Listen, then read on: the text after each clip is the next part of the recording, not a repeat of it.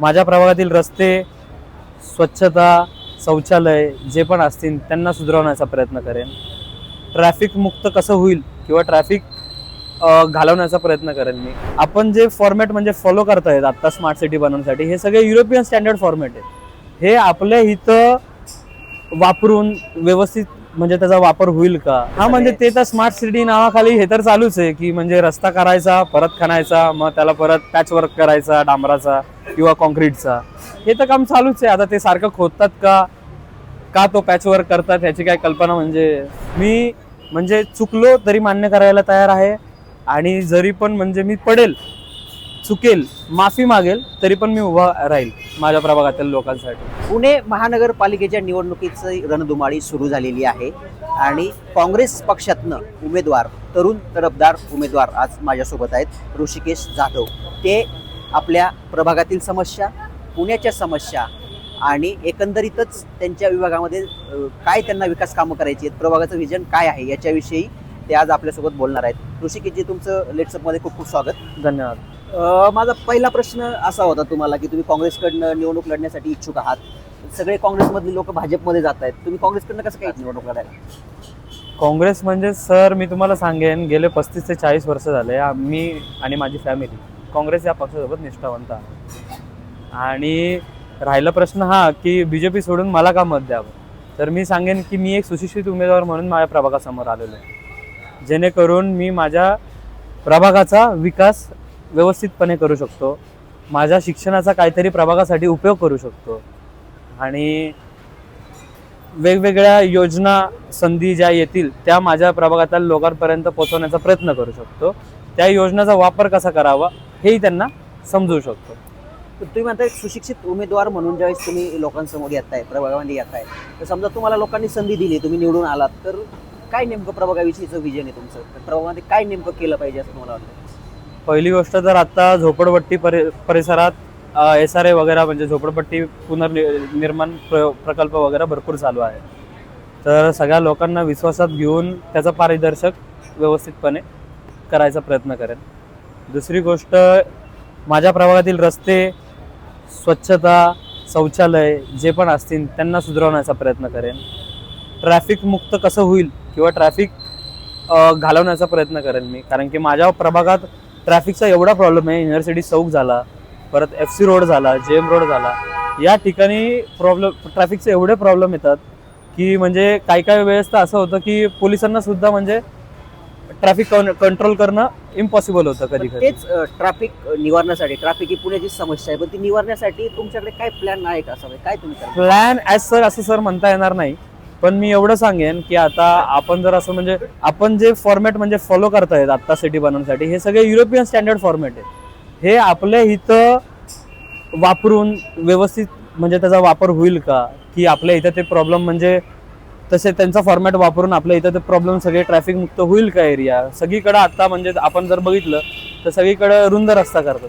पुण्यामध्ये सगळे रस्ते अरुंद होत चाललेले, त्यामुळे ट्रॅफिक फुटपाथ मोठे होत आहेत, रस्ते छोटे होत आहेत. फुटपाथ मध्ये होत आहेत, रस्ते छोटे होत आहेत, त्यामुळे ट्रॅफिक कोंडी एवढी व्हायला लागली आहे पुण्यात की म्हणजे मी शब्दात तुम्हाला सांगू शकत नाही.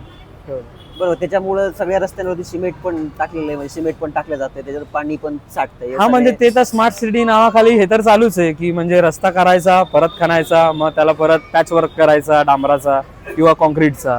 हे तर काम चालूच आहे. आता ते सारखं खोदतात का का तो पॅच वर्क करतात ह्याची काय कल्पना. म्हणजे तेच तुमच्या प्रभागातल्या वाहतूक कोंडीविषयी काय, तिथं कशी वाहतूक कोंडीचा प्रश्न कसा आहे? माझ्या प्रभागात म्हणजे आपण बोललो की FC रोड आणि JM रोड या ठिकाणी वाहतूक कोंडी जास्त प्रमाणात होते.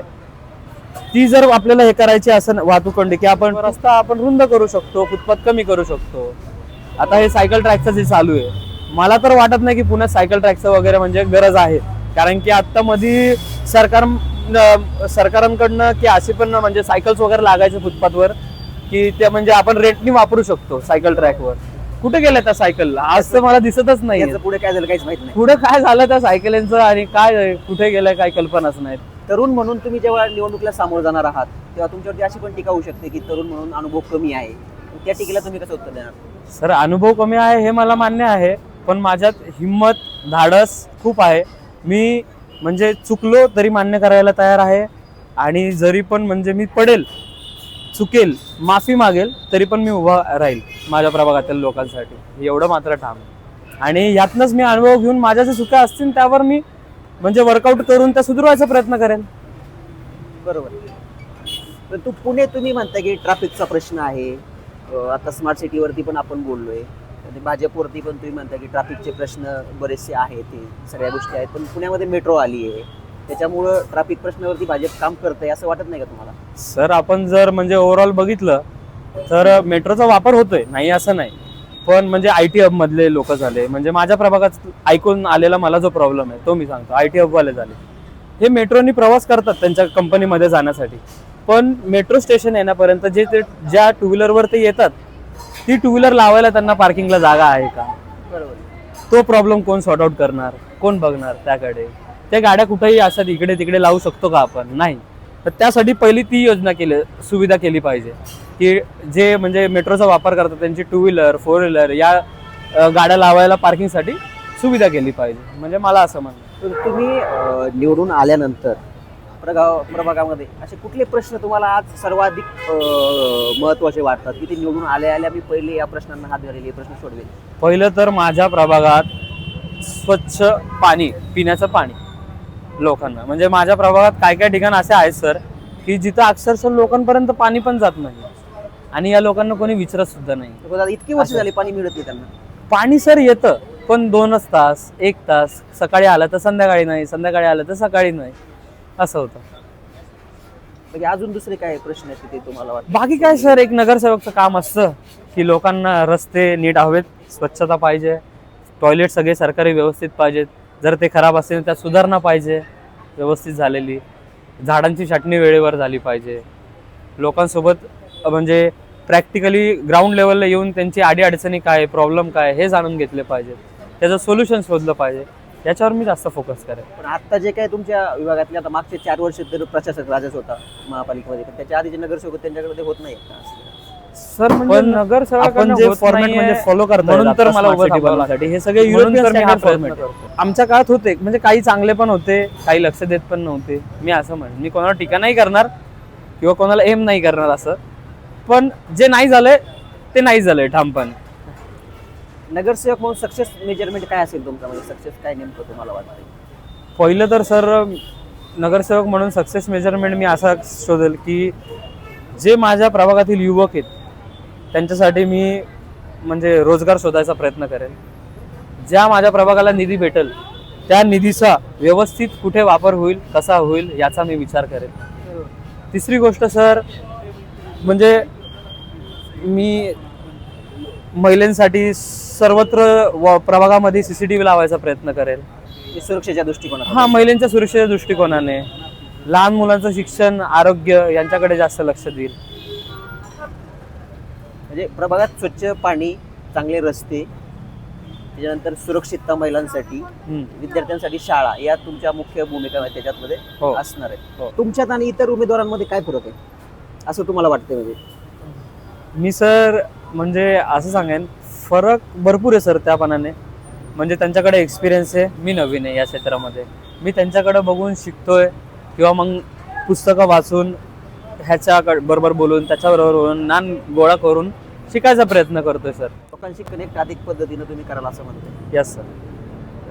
दुसरा एक महत्त्वाचा प्रश्न आहे, तुम्ही काँग्रेस पक्षाकडनं निवडणूक लढवत आहात, तर काँग्रेसकडनं नेहमीच असा एक आरोप केला जातो की लोकशाही धोक्यामध्ये आहे, तर त्याच्यावरती काय तुमचं मत आहे? काय सर, मी सांगेन मला सुद्धा असंच वाटतं की लोकशाही आता धोक्यात आहे, कारण की डॉक्टर बाबासाहेब आंबेडकरांनी जे म्हणजे संविधान लिहिलेलं आहे त्या संविधानाला जवळपास मान्य करायला जवळपास 389 का 90 माझ्या माहितीनुसार सगळे म्हणजे व्यासपीठ होतं.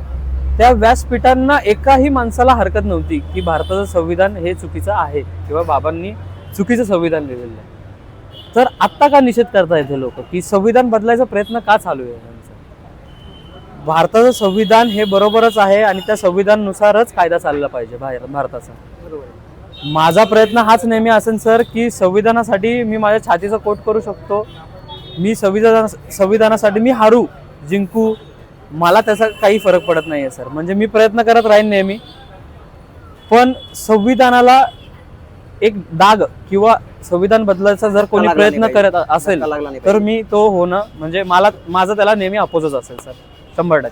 तुम्ही एक सुशिक्षित तरुण म्हणून जेव्हा निवडणुकीला सामोरं जाताय ही चांगलीच गोष्ट आहे, परंतु इतर तरुणांच्या ज्या बाबतीत आपण जेव्हा बोलतो की तेव्हा त्या राजकारणाकडे बघण्याचा त्यांचा दृष्टिकोन इतकासा चांगला नसतो, तुम्ही त्यांना काय सल्ला द्याल किंवा तरुणांना काय सांगाल? सर निश्चितच तरुणांनी राजकारणात यायलाच हवं. म्हणजे माझी तर नेहमी हीच इच्छा आहे की तरुणांनी म्हणजे सोशल मीडियावर कमेंट करणं, टीका टिप्पणी करणं यापेक्षा राजकारणात येऊन प्रत्यक्षात जनतेला सामोरं जाऊन त्यांचे प्रॉब्लेम्स काय आहेत, त्यांची समस्या काय आहे याचा संवाद करून तो कसा सोडवण्यात येईल याचा विचार करावा, मला असं वाटतं.